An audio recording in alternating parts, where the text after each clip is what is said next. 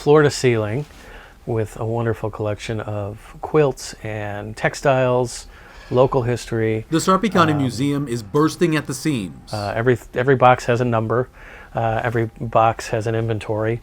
But if you need something in box 117, which is at the top, it's a challenge to get it. Along with the lack of space, the 1977 built building has some other issues as well. Last winter, some flooding that came in as things started to thaw during the late winter, early spring. Obviously, this is not sustainable where we're at now. Newspapers, again, floor to ceiling, that's our local history here, and we want to make sure it has enough room.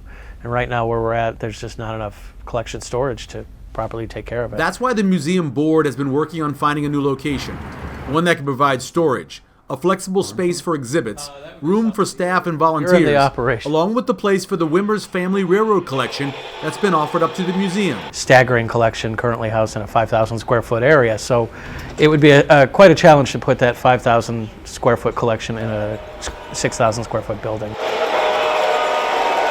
Having the public at large to have a chance to see this collection is something I'm really looking forward to. So after receiving 7 or 8 bids for new locations, doing site surveys, and studying how a museum would fit in the area, the group settled on a spot. Highway 370 and 90th Street. It's not quite dead center, but it's very, very close to the center of the county so that we can ultimately serve all 5 communities. The area adjacent to Trinity Church fits a number of the wishes for a prime location, somewhere more centrally located with better visibility to the public to serve Sarpy County as a whole. Papillion Mayor David Black thinks the spot is perfect. Have it in a spot at 90th and 370. There's a hotel not too far from there from a tourism.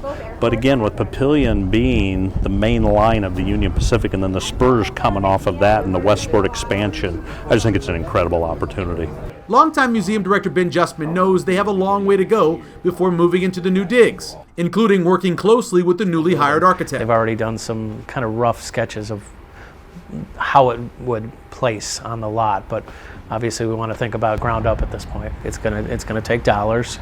That's why we brought on a professional fundraiser. They have just about wrapped up the Vietnam Vets Memorial that they've been working on. And if you look at some of the other projects in the community throughout the Omaha Metro, this is a realistic museum. We're not building a mausoleum for history. We're building something that the community can enjoy that's going to be respectable for the future looking ahead. That being said, we're probably looking at about 3 years out before we can have public come in for that first day. For Papillion Now, I'm Michael Severe.